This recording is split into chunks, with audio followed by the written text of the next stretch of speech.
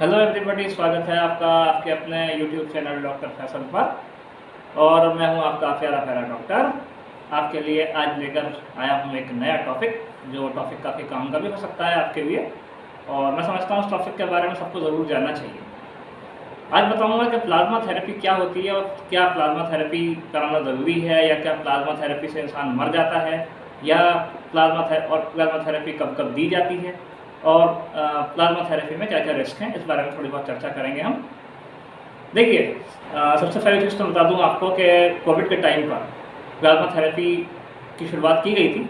मतलब इस बारे में लोगों ने जानना शुरू किया था। डॉक्टर जानते हैं, शुरू से जानते हैं डॉक्टर लोग प्लाज्मा थेरेपी, लेकिन कोविड के शुरुआत में जब कोविड चल रहा था तब से लोगों ने इसके बारे में, प्लाज्मा थेरेपी के बारे में और अधिक जाना, क्योंकि कई लोगों को प्लाज्मा थेरेपी दी गई और कई लोगों की जान भी बची इससे।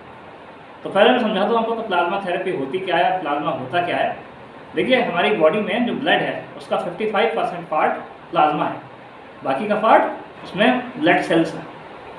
ठीक है, तो क्या होता है कि हमारा शरीर जब बीमारियों से लड़ता है तो हमारा शरीर एंटीबॉडी बनाता है, और जो एंटीबॉडी होते हैं वो कहाँ पाए जाते हैं, वो ज़्यादातर प्लाज्मा में तैरते रहते हैं। प्लाज्मा पूरे शरीर में घूमता है, इसी वजह से वो एंटीबॉडी जो है पूरे शरीर में जाते हैं प्लाज्मा की मदद से, क्योंकि ब्लड का पार्ट है प्लाज्मा समझ लीजिए कि जैसे आप समझें कि चाय की पत्ती है और चाय है, तो जिस तरह से चाय की पत्ती तैरती रहती है बिना छाने हुए, उसी टाइप से ब्लड में ब्लड सेल्स तैरते रहते हैं, और जो बाकी का पार्ट है वो प्लाज्मा है। अगर ब्लड को हम छान दें, उसके सारे सेल्स निकाल लें, तो जो उसमें जो बचेगा, जो पानी बचेगा उसका, वो सारा प्लाज्मा है।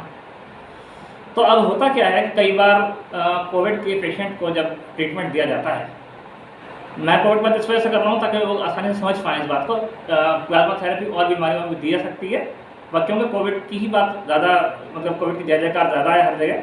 तो चलिए कोविड से समझाता हूँ मैं आपको इस चीज़ को कि भाई, जब कंडीशन ऐसी होती है कि कोविड के पेशेंट का इलाज करने के बाद भी उसके शरीर में इतनी एंटीबॉडी नहीं बन पा रही होती है जितनी ज़रूरत होती है उस बीमारी से लड़ने के लिए, तो तब प्लाज्मा थेरेपी दी जाती है। अब आप कहेंगे भाई ये कैसे पता लगता है और कितनी एंटीबॉडी बननी चाहिए।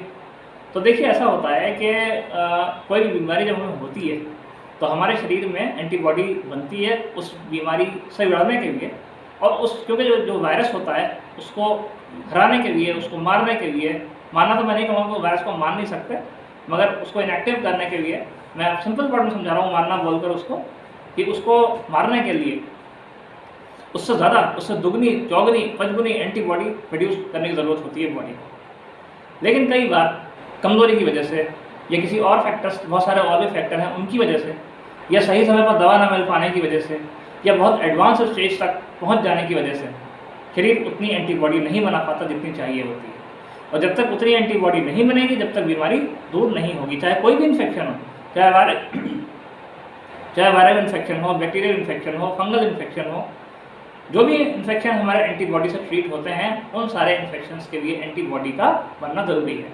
और कितनी एंटीबॉडी, उतनी एंटीबॉडी के उसको न्यूट्रलाइज कर दे, उस बैक्टीरिया को, उस वायरस को न्यूट्रलाइज कर दे, उसको ख़त्म कर दे, इसको कहते हैं न्यूट्रलाइज करना।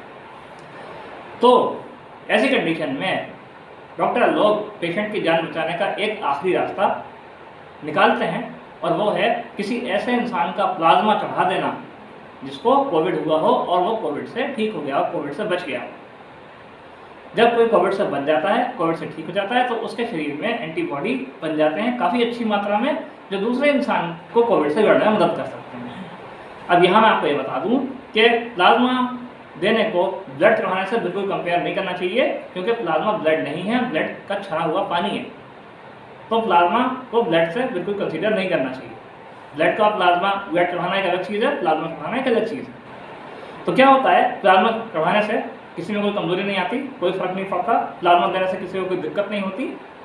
तो प्लाज्मा किसी को भी दिया जा सकता है, क्योंकि वो ब्लड में से प्लाज्मा निकालकर ब्लड को वापस बॉडी में पंप कर देते हैं। जो डोनर होता है उसकी बॉडी में उसका ब्लड वापस भेज देते हैं। ब्लड नहीं चाहिए होता है, सिर्फ प्लाज्मा चाहिए होता है। तो क्या होता है कि इस प्रोसेस को हम कहते हैं प्लाज्मा थेरेपी। और ये थेरेपी जब दी जाती है जब कोविड का केस या कोई भी क्रिटिकल इन्फेक्शन का केस बहुत ज़्यादा कॉम्प्लिकेटेड हो जाता है, बचने का कोई रास्ता नहीं होता है पेशेंट के पास। अब रहा सवाल इसके रिस्क का, तो देखिए रिस्क हर चीज़ में है। कोई भी ट्रीटमेंट, इवन आप पैरासीटामोल खाते हैं या कोई छोटी सी भी आप दवा खाते हैं, तो रिस्क उसमें भी है। ठीक इसी तरह से प्लाज्मा थेरेपी के भी अपने रिस्क हैं। प्लाज्मा थेरेपी से भी नुकसान हो सकता है, मैं इस बात से मैं इनकार नहीं कर रहा, लेकिन सिरे से ये कह देना कि नहीं प्लाज्मा थेरेपी देने से इंसान मर जाता है, ये बात सरासर गलत है। प्लाज्मा थेरेपी देने से इंसान नहीं मरता है, बल्कि उसको सर्वाइवल के चांसेस बढ़ जाते हैं। हाँ, अगर उसकी बीमारी इतनी एडवांस स्टेज पर पहुंच गई है कि उसको जाना पड़ेगा, ये बात तय है, तो फिर चाहे प्लाज्मा थेरेपी दे दो चाहे कुछ भी कर दो। अगर लंग्स बेकार हो गए, लंग्स में फाइब्रोसिस हो गई या और कुछ हो गया, तो फिर आप समझ सकते हैं कुछ नहीं कर सकते प्लाज्मा थेरेपी देने के बाद भी।